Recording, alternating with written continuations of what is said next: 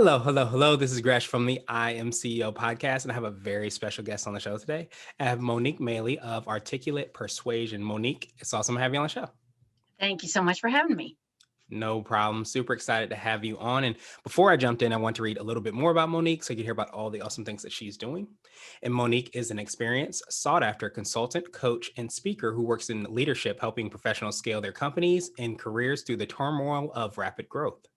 Her experience as a successful entrepreneur, investor, and advisor informed the development of her dynamic programs, Command a Room, and Rapid Growth Leadership, as well as the Investor Pitch Formula course for startup founders. In her role as vice chair and founding board member of DivInc, a startup accelerator and community focused on supporting underrepresented founders, Monique actively works to support an ecosystem where women can scale their businesses and themselves as leaders. Bilingual and bicultural, Monique is a fluent Spanish speaker and currently lives in Washington, D.C. with her teenage son. Monique, are you ready to speak to the IMCO community? I am indeed. I'm excited. Awesome. I'm excited as well, too. You're doing so many phenomenal things. So I wanted to kick everything off by rewinding the clock a little bit, hear a little bit more on how you got started. Could you take us through your CEO story and we'll let you get started with the business? Yeah, actually, I've been, when I was growing up, the term entrepreneur wasn't thrown around as often as it is now. But I realized now that I was an entrepreneur from a very young age. And whenever I saw a problem, I went out and did something, whether it was, considered it a business or not, to go fix it. So really, the company I have today was started really as a side hustle when I was a working professional actor.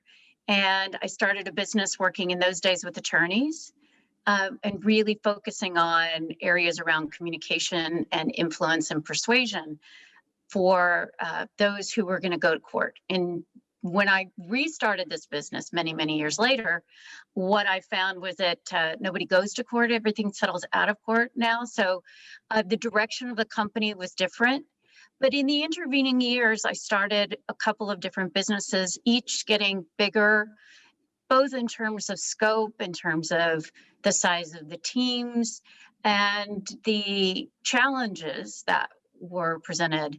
So when I started Articulate Persuasion, I was very, very intentional about making sure that I was creating a business that I really got to spend the majority of my time on the things that I really not only love doing, but think I add the greatest value to my clients and customers. Because my last company, it was very big. There was a lot of employees. There was a lot of revenue. But I kind of, after 8 years, realized I hated my job, which sucks. Like a job I created for myself and I hated it. And who wants to do that? And sometimes it just happens.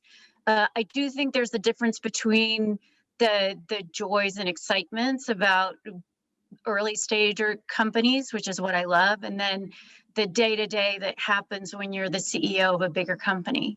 And I realize that my real love is starting things, staying small, and getting to spend more time one-on-one with customers, clients. That's what I love to do. And it's what I do best. And that's what I get to do with my business now.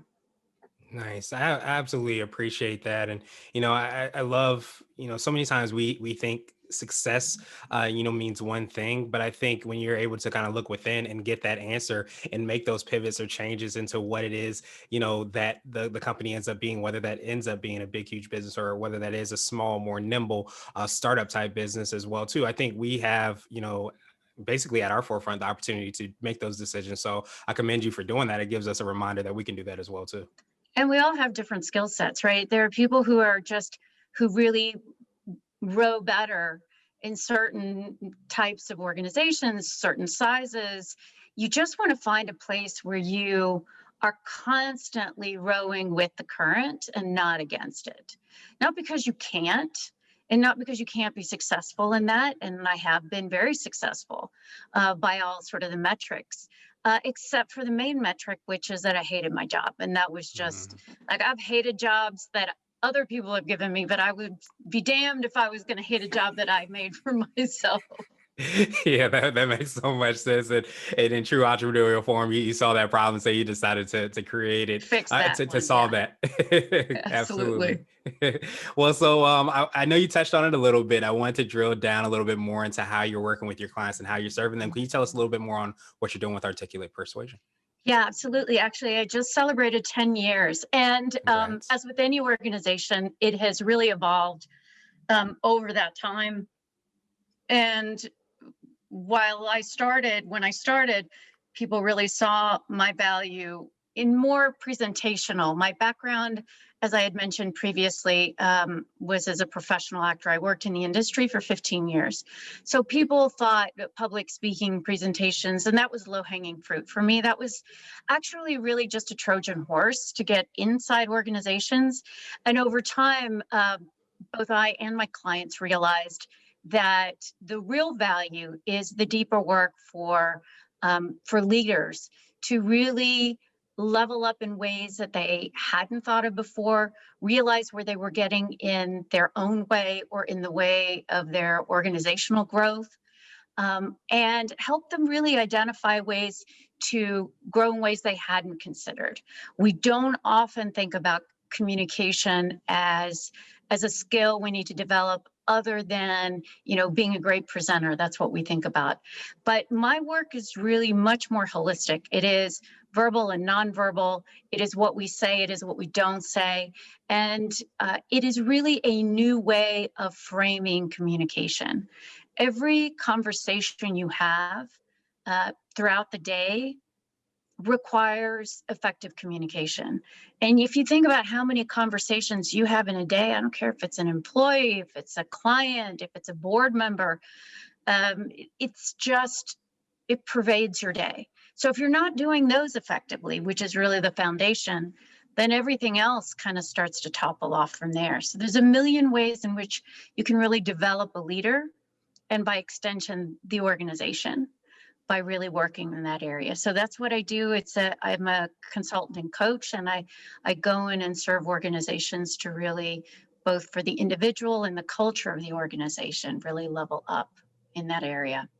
Nice. I absolutely, love, that phrase, especially level up. And I love how you talked about that communication piece because I think so many times we don't see it as a skill, as you said so well, that you can develop. And not only is it developed for speaking, in front of a large room of people, but it's also for having, communications with your team members or your potential clients or even your maybe clients as well too, and everything in between and all around. And I think if you're able to understand that and you're able to level up your communication skills, it can have a tremendous impact in so many different aspects of your business, and especially as leaders. Absolutely. Absolutely. Because a lot of people don't think of those things as communication, really, as needing great communication skills.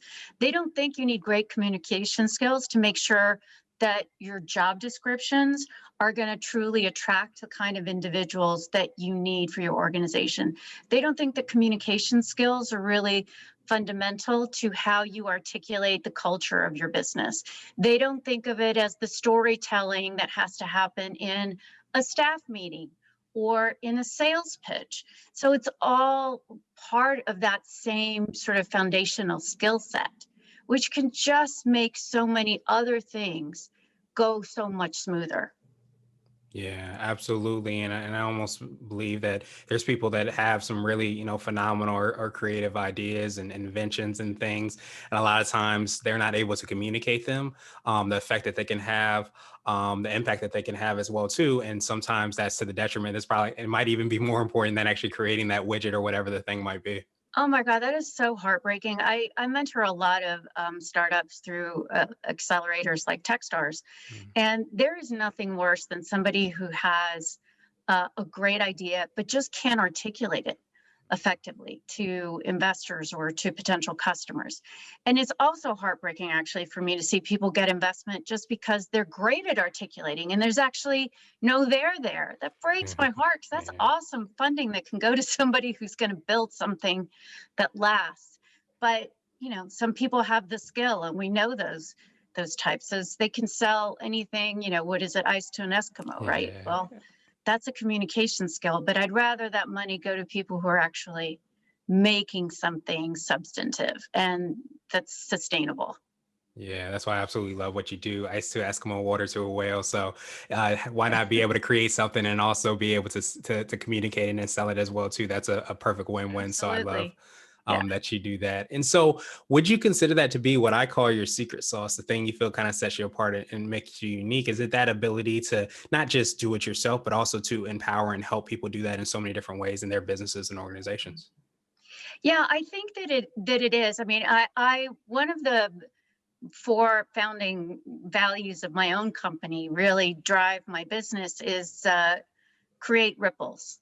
And the Mhm. reason why I've chosen to work sort of more one on one with individuals or small leadership teams rather than doing large group work is because I would rather give the leaders the tools and have them go out and then share those tools with their teams.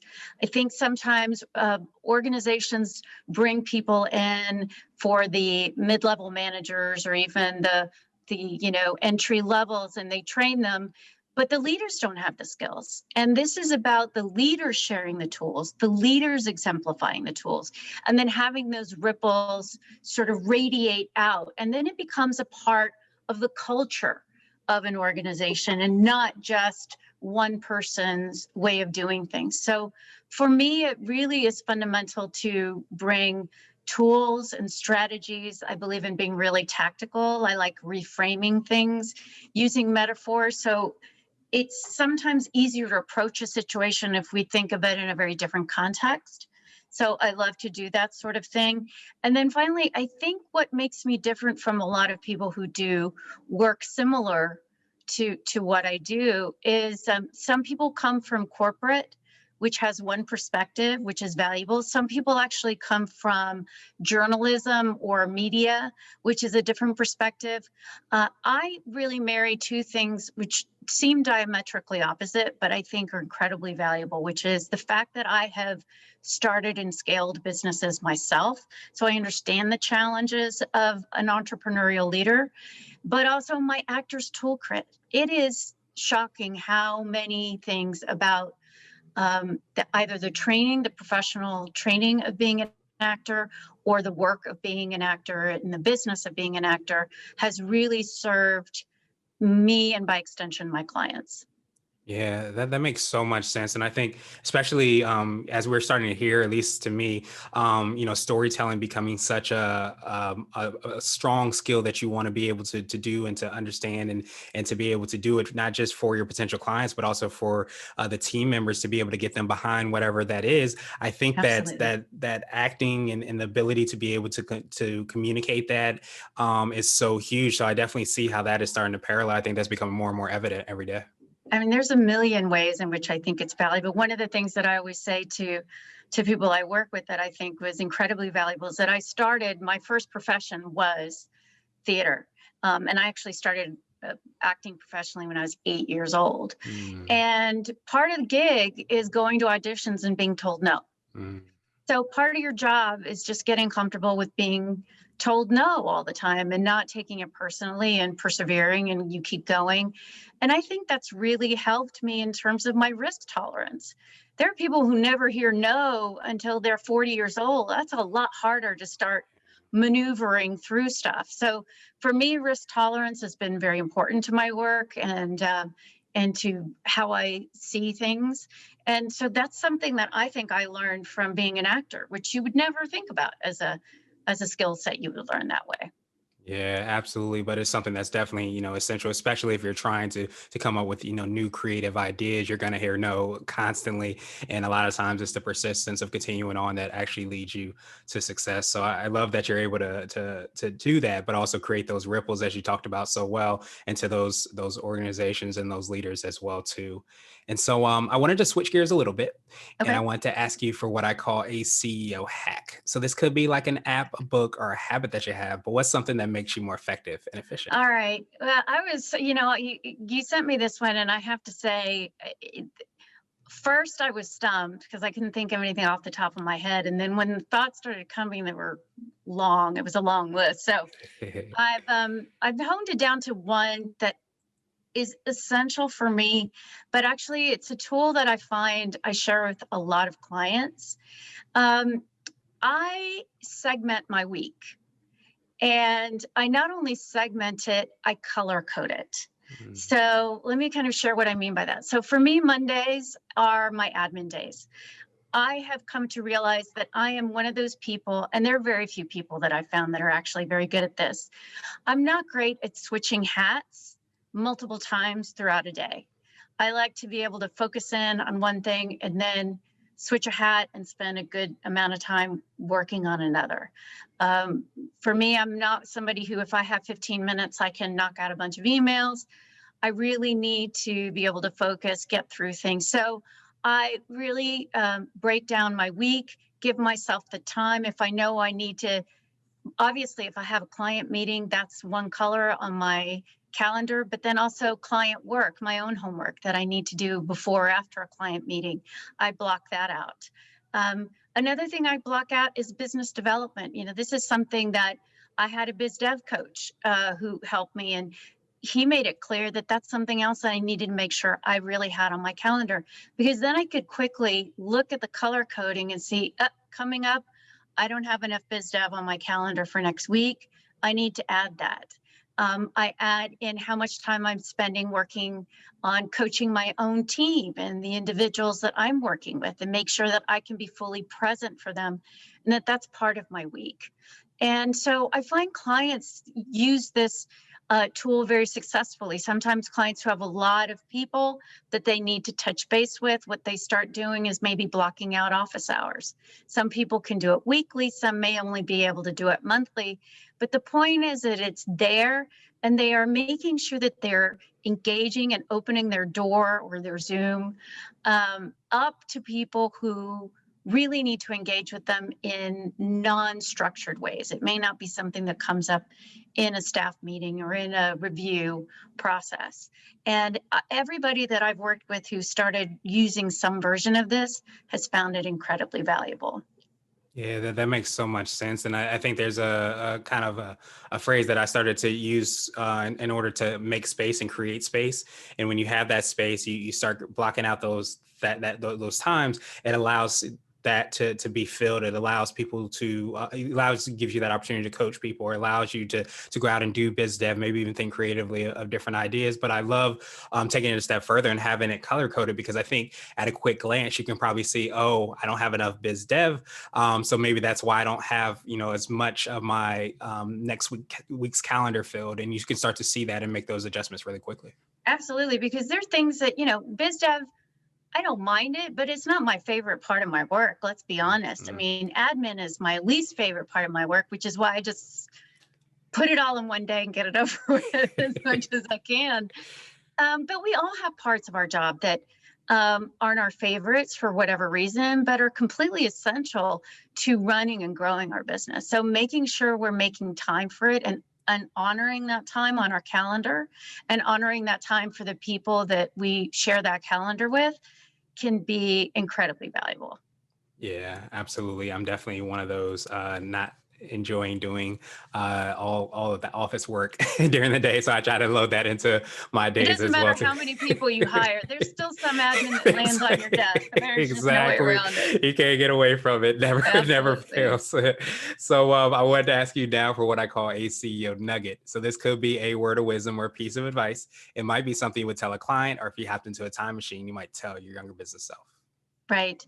So this one's also hard because, as I had mentioned to you previously, I'm working on a book. It's about to come out shortly, and as I've gone through revisions, I've been able to pull little nuggets. I didn't realize how many I had, which is great, but harder to pull out one. But I think what I landed on was one that I have in a chapter about conflict, because it's something that I think it's one of the biggest challenges that we have in organizations. And in some ways, it is the easiest fix to the biggest problem. So I call it avoiding avoidance. And by that, I mean, we tend to avoid as we were just talking about, right? The stuff we don't want to do. Mhm. But more importantly, we avoid the conversations or the individuals that either make us uncomfortable, that we think maybe a conversation we think isn't going to go well, or we think is going to be hard, or maybe a board member that we think just is never going to buy in. And what happens when we avoid this is that 100% of the time, we make whatever situation worse. Mhm. If we avoid the task, if we avoid the conversation, if we avoid the individual, we just end up making bigger, taller, deeper obstacles for ourselves. And while it does sound simple, right? Stop avoiding it. Um, it actually is, because sometimes it becomes just as much a psychological barrier as anything else. If you think about just doing it, prepare yourself by framing it in a way that isn't negative. Find something about it, even if it's just once I do it, it'll be done, kind of a thing. But I just see so much that that creates turbulence in teams, that creates challenges with boards of directors, that just creates a general negativity when we avoid things. So avoidance is just another one of those things that I put on a post-it, because I need to remind myself, right? There are things I want to avoid too. So just getting to it and finding a constructive way to frame it in my own mind and then getting it out of the way always nets an amazing outcome. Yeah, I absolutely love that. I love how in tandem that is, with the hack as well too, because you're absolutely right. Where there's things that we know that we need to do, and we just try to push it off. But even if we know that we're thinking that we're pushing it off, it's usually in our brains, and we're kind of brooding over it, and it kind of restricts us from doing other things. And again, kind of going in line with what we're talking about as space, I'm a big believer in that. If you don't avoid the avoidance, then you have that opportunity to kind of get those things off your plate, and it may not be exactly what we want it to be, but as you said so well, if we're able to reframe it, we're often able to find some of the positive things can come about from actually nipping it in the bud, so to speak. Absolutely. And it can be anything, one of the things we avoid the most, maybe in giving feedback, right? We often really avoid being direct. We avoid being, fully transparent because, we don't want to rock the boat, or we're worried how someone's going to react. But we end up becomes a disservice to ourselves and our organizations when we avoid that. So yeah, just reframing it as non-judgmental sharing, being as open and honest. It's going to give the other individual something much more constructive, but it's going to take something off of our plate as opposed to something that's just going to keep coming up and creating more and more turbulence down the road. Absolutely, absolutely. And I wanted to ask you now my absolute favorite question, which is the definition of what it means to be a CEO. And we're hoping to have different quote unquote CEOs on the show. So, Monique, what does being a CEO mean to you? So what does me, so I thought about this one too. And as I mentioned before, I really like using sort of metaphors or reframing things. And the way I would like to reframe thinking of a CEO, at least for me, successful, constructive, effective CEO, which is not really about the title as much as about what you achieve. But I think of it as like a conductor for an orchestra. They have to know every part that is going to be played. They have to understand every instrument and how it works best. They have to work with every musician to get the very best out of them. They have to lead versus doing, right? They're not there necessarily playing the instrument. They are leading versus doing. And then at the end, when they take a bow with the orchestra. It's not all about them. And I think that that is really what I see the very, very best leaders do. They bring out the best in every individual and in every part of their organization. They truly lead them instead of getting distracted with a lot of doing. And they find a way to bring harmony to the piece. And then they share that limelight with everybody. Nice. I definitely appreciate that. I love that metaphor, and I don't know if anybody can try to imagine the person that's leading the orchestra also trying to play all the instruments at the exact same time. It doesn't usually go too Yeah, well. And so it's so important that the person that's leading, the CEO or whatever title we might give, is able to understand each of the strengths and weaknesses of each of the different musicians and how they merge together into making a beautiful symphony. And when you're able to kind of look at it from that perspective, I think it puts everything in line and how we are supposed to lead and empower those that are on our team and celebrate the wins, beside not necessarily in front or behind, everything that they're doing. absolutely. It's always leading, right? You're always in the front, but it just means that that your success is a group success because if only the leader is successful, ultimately the organization will not be. Yeah. So I think the harmony comes from everybody working really well together, and that's the leader's job. And that's the hard thing, I always say that leaders, the more you move up the ladder, you get paid more not because of what you're doing or even your responsibility, because leading is harder than doing. Mhm. Being great at building an awesome team and giving people the tools to be successful and making sure that the trains are running on time, that's a sometimes it's a lot harder than doing the actual work. Yeah, absolutely. And when you were talking about your mission is having that ripple effect. Often, they say when you're starting a business, you get paid in relation to the amount of problems that you're solving, and the amount of ripples that you are creating, the amount of people that you're leading, starts to be why you are paid the big bucks, so to speak, because you Yeah, are impacting so many different lives, so many different people, and creating so many different ripples. So. I absolutely. absolutely love and appreciate that, and what I want to do now is pass you the mic, so to speak, just to see if there's anything additional you can let our readers and listeners know. And of course, how best people can get a hold of you and find out about your book and all the awesome things that you're working on. Yeah, I guess the only thing I leave you with is sort of my own mantra about all of this. And anybody who works as a consultant or coach will have some version of this. And I think that especially as leaders, we have to keep iterating along with our businesses, whether it's, you know, due to outside forces like, market changes, I don't know, a global pandemic or whatever, or just the realities of a growing business or a growing career. We have to keep iterating. So the thing that I keep holding on to is that if you want things to be different, you have to do things differently. And I think if we keep that in mind, it doesn't seem change doesn't seem so overwhelming. And the occasional plateaus that you can find either in a business or in a career um, kind of go by the wayside. Being open to different, not for the sake of different, but you just have to keep working on it. There's never a point where we stop learning. There's never a point where as individuals or as leaders we stop growing.